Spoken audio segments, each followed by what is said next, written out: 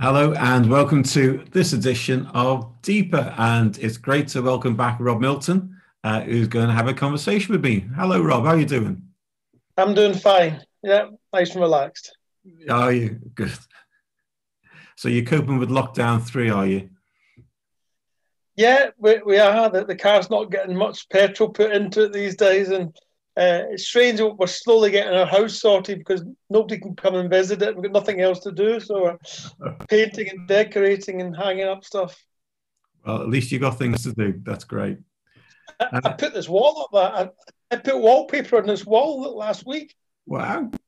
From Never here. done that for decades. Well, it looks a good job from here. Well done, Rob. Yeah. So we're going to look at the passage that I preached on Sunday, which is part of our new sermon series. We've called it Wilderness Wandering, which is looking at all the stories of the people of Israel from the moment they left Egypt all the way through to the time when they actually enter into the promised land 40 years later. And so it'd be great if you read the passage for today, which is from Exodus chapter 15, verses 19 to 27. It'd actually be great if you read the whole chapter, but just read 19 to 27 if you're stuck for time. The whole chapter gives you a greater sense of the way in which they were praising God for what He had done. So, but at the very least, read Exodus 15, 19 to 27. When you've finished, press pause, then read it, and then when you're finished, restart the video. You know what to do by now. That felt like a long time to say very shortly. So you know what to do. Do it now. Great. So Rob, it's these are interesting stories, aren't they? When they're in the desert. Have you read many of them? I mean, I guess you've read through. You must read the whole of the Bible every year, mustn't you? Well, let's say that I've read the whole of the Bible and I've read all these stories quite a few times. Not that we've got enough time in our series to go through all of them, but we'll get through 8. I think we'll get eight. We're getting through, yeah. And they are fascinating stories. So what we'll do is we're going to look at this passage in 3 parts in the first section. So we'll look at verses 19 to 21, which is just the initial part of the story. Rob, anything that strikes you in those verses there, 19 to 21? Anything you want to draw out? Well, really, people ask me what I want to do when I get to heaven. And one of the things I want to do is go and speak to Moses or any other of the million people. It's always been something that I've fascinated. This little story of what actually happened. When they walked across the Red Sea, were fish popping out the side of this big wall of water? Or was it kind of rubbery? Could they put their hand into the water? And there's all what you might say liberal thinking that says it never actually happened. It was a sea of reeds and it was a sandbank and this kind of stuff. Then you've got to ask the question, well, how did, according to verse 19 and 20, how did all the Egyptian soldiers die in the water? If it was a sandbank or a sea of reeds. Sea of Reeds is another name for the Red Sea, as you'll probably be aware. Yeah. So to me, it is a miracle, and it's a gobsmacking miracle, and I cannot wait to get some first-hand information about what happened. I'm sure I've seen kind of children, cartoon illustrations for children that have walls of water and fish jumping out. So I've seen that kind of thing. But it is significant, isn't it? That the whole of the nation of Israel, they cross unharmed. And as far as we can tell, all of the Egyptian army perish. It's quite a strong contrast, isn't it? It's not like it's a huge contrast. It's hard to explain it away as just a drought or a tidal. I mean, if it was some freak tidal situation which caused an enormous wind to separate the sea for them to get through, I just think, okay, that's how God did it then. Yeah. But it was still, it was still a miracle, wasn't it? Because at just the right time, whatever happened, reversed itself, and the Egyptian army perished. So yeah. And I mean, the thing that struck me in these verses as well is the role of Miriam. So Moses has his great big song at the beginning of chapter 15, and they definitely see this as a miracle, don't they? This is not something that just happened. It's definitely a miracle. But Miriam is, she's here described as a prophetess. Yeah, she is. And I think it's the only time she's described in that way. And there are very few women who are described as prophetesses in the Old Testament. But Miriam clearly had a position of authority. In a male-dominated society, or at least that's how we perceive it, her with Aaron, they were second in command to Moses. It's quite often you see Aaron and Miriam placed together, and they make decisions together. And so there's an interesting role with Miriam here, and she's the one leading the women in worship at this point. And the song, the thing struck me about, if you read the rest of Exodus 15, and I'd encourage you to do that, it isn't just a declaration of what God has done. It's a declaration of what God will do. And, there's an element of the prophetic around it, the whole thing. And that's not just from Miriam, that's from Moses. So, and I think that's important because they start this journey off, as I said on Sunday, full of praise for God, full of faith. They're going for it, right? Off to the promised land, we're heading off. And as we see in the story, it doesn't last long. Let's move on to the journey. They say that the journey from Egypt to the promised land, if they'd just gone direct and not had the 40 years of wilderness wanderings, was only about can't say exactly, but about a month's journey, for them to go on. It was, we know it's their own fault that it took an awful lot longer than that. Yeah, indeed. So let's look at verses 22 to 24. So they leave the Red Sea, and it says they head into the desert of Shur, and then 3 days without water, they find some. Over to you again, Rob. What do you see here? 22 to 24. You touched on Sunday, and we do have to put a little bit of context for the Israelite nation, not give them such a hard deal. There's over 1 million of them in a desert, and as a human eye can tell, there's no water. And a little trickle of water won't go very far between over 1 million people. Plus there are animals as well, and there's a lot of animals, So from a purely human viewpoint, I can understand the grumbling. And from a purely human viewpoint, I can understand that yesterday's miracle doesn't suffice today's needs. Mm-hmm. And I think that's an interesting point to try and grapple with. What's the point of having a miracle yesterday if you're going to let us die today? And to understand this faith journey that they went on, I mean, we'll cover it most weeks. It's the ridiculous highs and lows that the Israelite nation go on in the faith journey with God. And this is just the very first one. Walk through the Red Sea, a couple of days later, we're all going to die. Yeah. And it's not even just the walk through the Red Sea. There's all the plagues as well, wasn't there? They'd had all of that. And then, the Passover, and then the Red Sea. And then here they are 3 days in, and they believe for whatever reason it's all going wrong. And, it's a reminder, isn't it, of the fickleness of all of us. It's not just... And you'd have to ask yourself the question, would we be any different? Yeah. You'd like to think so, but I'm not so sure. I'm pretty sure if I thought back hard enough, I would find plenty of occasions when I've grumbled against God because things weren't going the way I expected. Yeah. And in some ways, that's what's going on here. It's about expectation, isn't it? Because at the end of the story, they not so far away is a sorry, that's something on here. I just stopped that.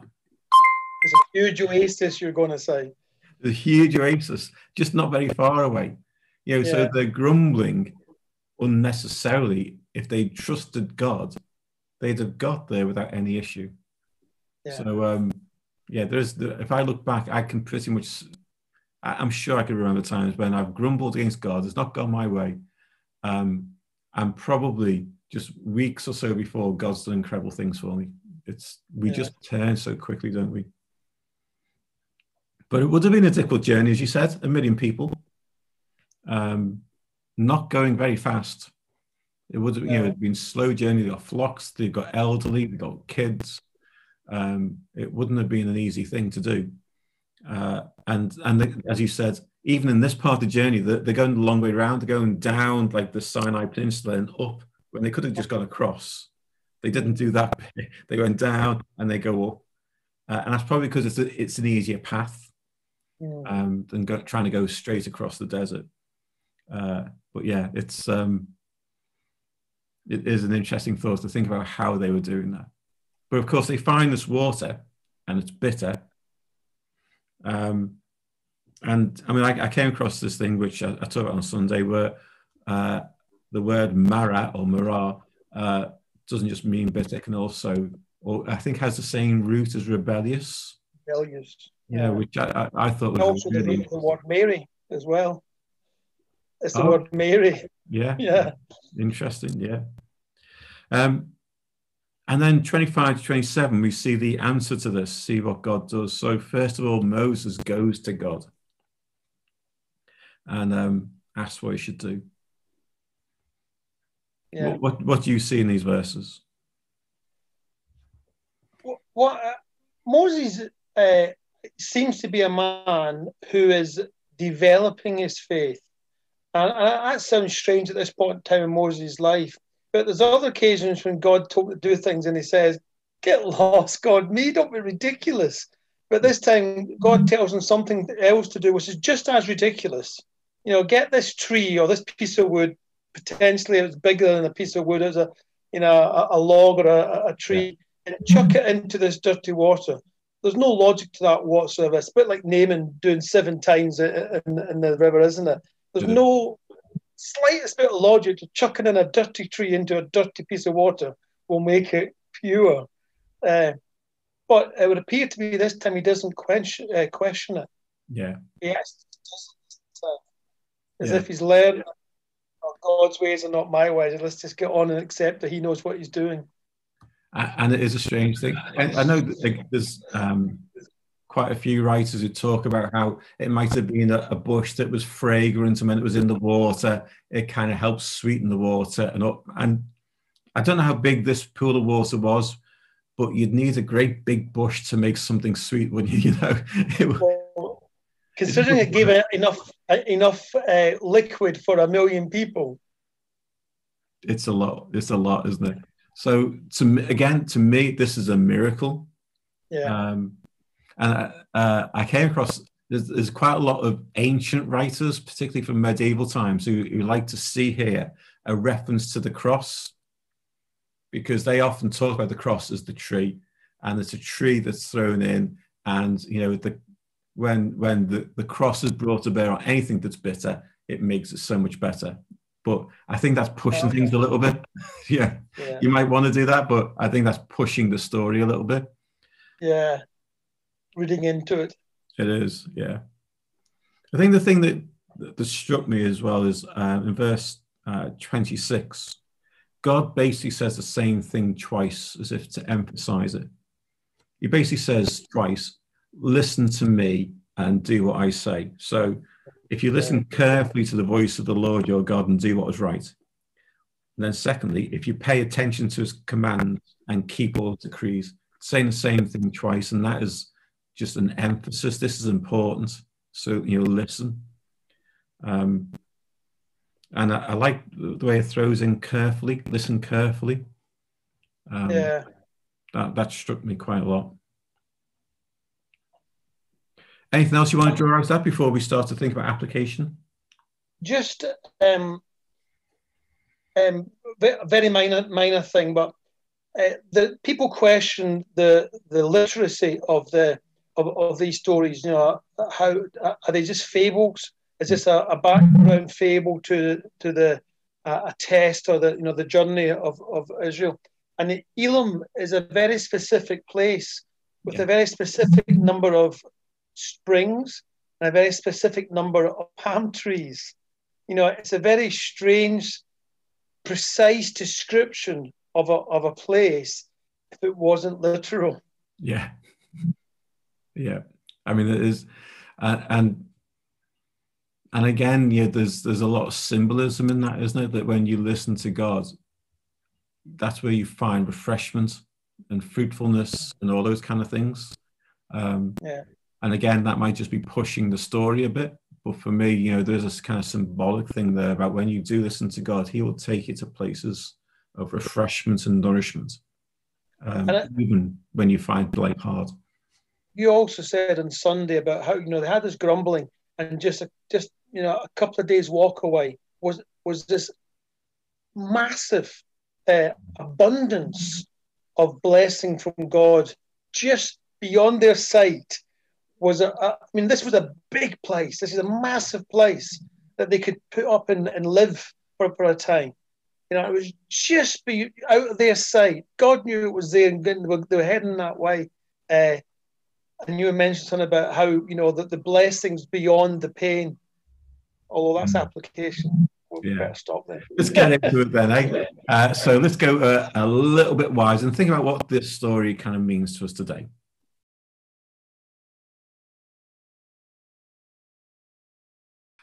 So let's go a little bit wider. Rob, what do you see as the kind of application points out of this story? What do you want to pick up on? Well, when they came out of the Red Sea, their faith was on a high and God was fantastic. And then 3 days later, the faith is on a low and God's rubbish. And then they get a miracle and the faith is on a high and God's fantastic. And we see that as a repeating pattern in the life of Israel. And it's very easy to see that as a repeating pattern in the life of the disciples and potentially in our own lives. And for me, trying to look at the story and think, how do we make our circumstances not shape our faith? How can we not be circumstantially dependent is a really important thing, because some of the Jewish nation don't have that journey. Within reason, Moses doesn't have that volatile journey, but and others as well. But I think we need to grapple with that scenario and look into how we can apply that for ourselves. Absolutely. And you and I will have seen people do like alpha courses and those kind of things, and they're on fire for Jesus, and then the first time they hit a little bit of a rock in the road, it's like, God's left me, I'm just leaving all this, and just walk away from faith.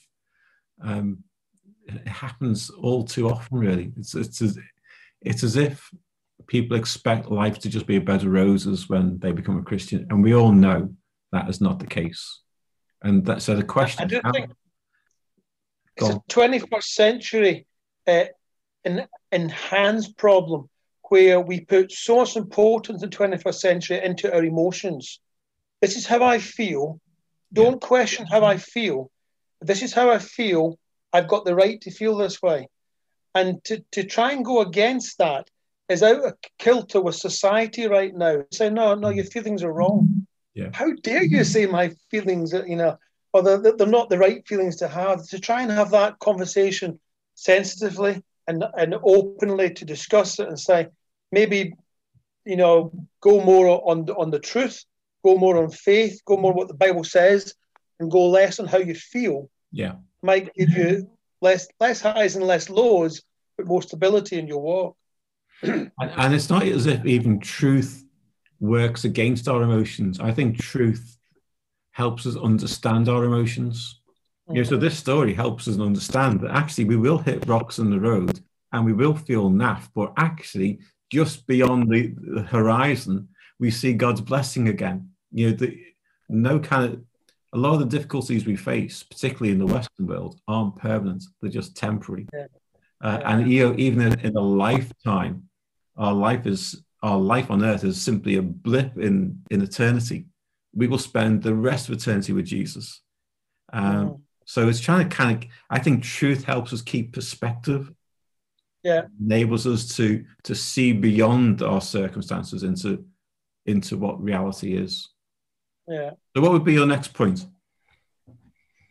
My next point would be in verse 26, God says to Moses twice, so paraphrasing it, listen to me and obey me. Mm-hmm. And we as preachers, or just as Christians in general, but we can easily say from the platform, we need to listen to God and we need to obey God, and everything will work out okay. And the theory's right, the theology's right as well, but the practical application of actually, how do I listen to God? I was listening to your sermon yesterday and thinking about it last night, thinking, what do I find harder? Do I find it harder listening to God or obeying God? I actually find it harder listening to God. I feel that if I know clearly what God's saying, I've got a decent chance of doing it. But it's when I don't know clearly what God's saying. And you touched on your sermon 3 things you can do to try and hear from God. But even then, I think it takes a lot of time, a lot of practice and work to get to hear. You mentioned the still small voice. You meant or to a friend or read the Bible. But even reading the Bible, it takes time to allow the Bible to become alive and speak to you, as opposed to reading it as a novel. Yeah, that's where. What's your thoughts? I think I'm on the other end of the scale to you then, Rob. I think I generally find it quite easy to hear God. I'm just rebellious most of the time. Yeah, it's for me, a lot of it is working out how to put this, how do I obey this, and how do I follow this, and how am I going to or how do I deal with the worries and concerns? Because sometimes when God asks us to do something, it often leaves us leaving something behind. Yeah. And sometimes it's things I don't want to leave behind. And so there's that constant internal battle to do what God is calling me to do, not just to do what I want to do. Because sometimes they are not the same thing. And sometimes I think what we're saying is the both can cause difficulties. They're both not easy. It's just tough. Yeah. And the whole, as I think I said on Sunday, the whole of the Christian faith, or living out the Christian faith, is easy in the sense, or simple in that you listen to God and do what He says. Yeah. It's just hard to do. Yes. We're not letting everybody off the hook. We're just saying it's difficult. Yes. Yeah. It's still our ambition. But I think that kind of brings up one of the things that I find as a teaching point. We didn't actually talk about it when we were going through the passage, but the thing that struck me was where it says in the passage that God showed Moses the tree. And that word showed in Hebrew is pretty much the same word as Torah, which we kind of often translate as the law, but it actually means instruction. So the first 5 books of the Bible are called the Torah, and that means instruction. And so here God is teaching him. He's just saying, look, see that bit over there. He's trying to teach him something. And quite often the situations we're going through, or when God is challenging us to do something that we don't always want to do, He's teaching us. It's not that He's just being mean or cruel or anything like that. Every situation we go through is a teaching opportunity for us to either learn about ourselves or learn more about God and our relationship with Him. And I think the Israelites here, they were learning something new about their relationship with God that perhaps they hadn't experienced before. And it's the same for us. What we're learning in the pandemic, if you're not reflecting on that, you're missing the opportunity for God to shape you differently. So, you used the word reflecting there, and what I was thinking of when you did touch on that on Sunday, but God instructed Moses definitely implies Moses spending lots of time with God. Yeah. It wasn't a 10-second, God says to Moses, chuck that branch in there, end of Moses being with God. It definitely implies that Moses was a person, and we can see that from the other stories, that dwelt in God's presence, that spent time with God's presence, that reflected on things with God. Yeah. And I think that's a real challenge and, an application for us when we're trying to work out these things. Do we work them out in God's presence? Do we allow God to churn or to chat, to meditate, all the words that are used in the Old Testament, these things over with us? Or do we want God just to give us a one-line, solution? Do this. It's not how it works. What I find very rarely, it comes through conversation, meditating, contemplation, and all those other big long words. Yeah, you are absolutely right on that, I think. And I think there are occasional times where God just simply tells us to do something and we need to obey. Yeah. But I think more often than not, it is instruction that God is teaching us something about ourselves or something about Him or something about the world. And that takes a little bit of time. It might not take a huge amount of time, but it does take time to sit with Him, to listen, to reflect, to think, to sometimes study the scriptures on what it is you're reflecting on. I think you're right on that. Should we move into some questions, Rob? Yep. Fantastic.